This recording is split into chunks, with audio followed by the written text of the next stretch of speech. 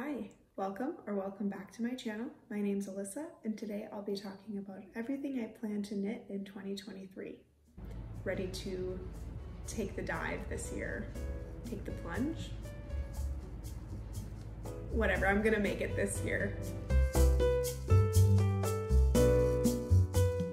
I've actually started a few projects now that we're about halfway through January.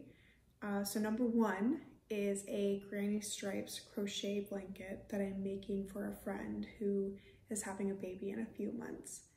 I will be using, or am using, the Sweet Delights yarn. Unfortunately, it's no longer available, so luckily I found a few extra skeins on eBay so that I can finish up this project, because otherwise I was at a loss of what to do next. The other project that I've already started is an Oslo hat for a friend. We picked out the yarn together on a trip to Peru last summer. I am a little worried about this project because I feel like I'm going to be playing yarn chicken, and I'm already preparing myself for that. The next project I'll be working on is the Nulato sweater by Magdalena Parker. I actually started the test swatch for this today, but I am really excited to try a cabled sweater this year. The yarn that I'm using is let me find it. It's an Aran weight yarn, which is what the pattern calls for, and I actually picked it just because of how beautiful this purpley color is. It's like a deep plum. It's really soft, and I didn't even look at the makeup of the yarn when I purchased it, but it's 55% nylon and 45% acrylic. So I'm pleased with the way it feels. I'm hoping that means that it'll hold up very well, because I have a feeling that this is something that I will cherish for a long time. I've had a couple of cable sweaters on my to make list or saved in my favorites on Ravelry, but this one I think is like the perfect oversized kind of, I don't want to say grandpa feeling because that sounds maybe not respectful. I don't know if that was not her intention of this pattern. But it gives me that sort of like lived in feel, very cozy vibe. I really like it too that the sleeves are tighter to the body. I was looking at, I believe, a PetiteKnit pattern, but it had like bell sleeves, and that's just not practical for me. I've never liked sleeves like that. I wasn't sure I wanted to take on the task of modifying the pattern for the sleeves. I find that I have a hard time keeping track of decreases in patterns with sleeves as it is, so trying my hand at modifying it was not something I was ready to tackle for this project. The next project I'd love to work on is the mood sweater. I saw a photo of this where someone had modified the pattern with different colored sections. I'll add the photo in the video, but I just think this is so fun, and it seems like a project that would get a lot of comments, and frankly I love telling people that I made something, and so to have this sort of fun, very whimsical pattern or finished garment, it seems like such a fun project for me. I've been trying to figure out what colorways I want for my version of the sweater. I don't want to follow it exactly, but I do really love how she mixed and matched colors here that are basically on different sides of the color wheel. That's something that I'm thinking I'll do as well. I also love the different collar on her modified version, and I think I'll do something similar for mine. The next pattern is the Stockholm Slipover by PetiteKnit. I have a ton of extra yarn from my zipper sweater that I just adore, and I really want to use that up for something that I think I would wear a lot. And I'm obsessed with the sweater vest look. I know we may be phasing out of that trend, but I did not personally jump on the bandwagon. So I will be knitting that with my leftover yarn. I think this time I'm going to hold it together with a mohair so it has more structure. If you watched my Everything I Made in 2022 video, you'll know that I did have some issues with the integrity of the piece, like because the zipper sweater was made with baby alpaca, it stretched a lot.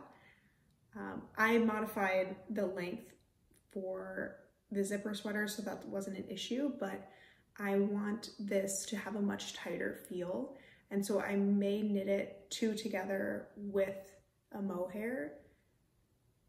That's sort of the idea I have right now, but stay tuned to see how that pans out.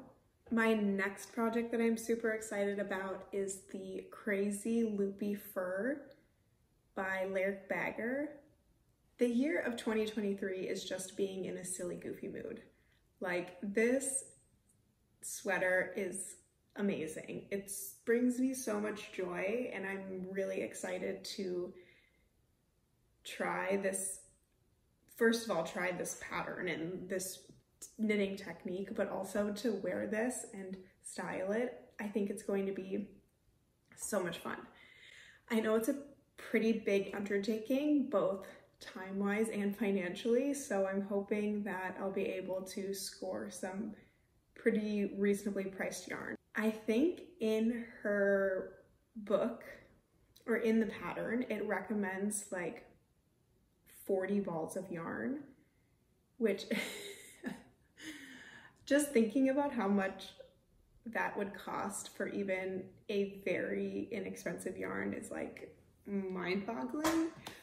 So I'm hoping I can get some secondhand, or from a donation center or something like that to help alleviate the cost. I'm super excited for this. I haven't totally decided if I want to go the more natural, neutral route, or if I want to do something crazy like an electric blue.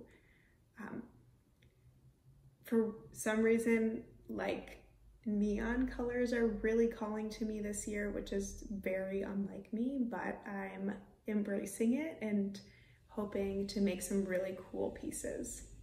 I'm pretty set on doing the Westknits mystery knit along this year. I've done it for the last 2 years and have had a lot of fun. I really love the community aspect of it, and so I don't see why there would be any reason why I wouldn't partake. So I'm keeping it on my list because it's typically like a month to a month and a half of being the primary project.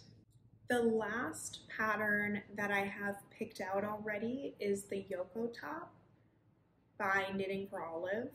I have, I think, 2 or 3 skeins of Knitting for Olive yarn that can be made into the Yokotop, so I won't have to purchase anything, which would be amazing. I think I purchased that yarn intending to make this top, and I just never got there and stumbled upon it again, and am ready to take the dive this year. Take the plunge? Whatever, I'm gonna make it this year. And then I have 2 other projects that I'd like to make, but I haven't picked out a pattern yet. So I want to make at least 1 more pair of socks this year for myself. I'm thinking about following a more sophisticated sock knitting pattern. All of the socks that I have are just very simple stockinette, and they have very poor fit. Part of that is I was early on in my knitting career, and so I wasn't in a place where I could make really great fitting socks, but I think it's time for me to try again. If you have any favorite sock patterns, please leave them in the comments below. I'm really excited to browse through those and pick some out. And finally, the last project I'm planning on making is a ballerina wrap top. I don't have anything super specific in mind right now. I want something that feels very airy and ethereal and light, but is also practical. Like, I want it to actually keep me warm. So again, if you have any patterns you love of those sort of long sleeve, minorly cropped, long, and I have a long torso, so cropped doesn't really work on me. But ballerina tops with like the really long strings, let me know. I'm ready to start browsing. I haven't found any that I'm obsessed with yet. Thanks for watching. I'd love to hear what you have on your list for 2023, so leave a comment below on some of the patterns that you're planning on knitting. If you enjoyed this video, take a look at my what I made in 2022, and I will see you next time. Bye.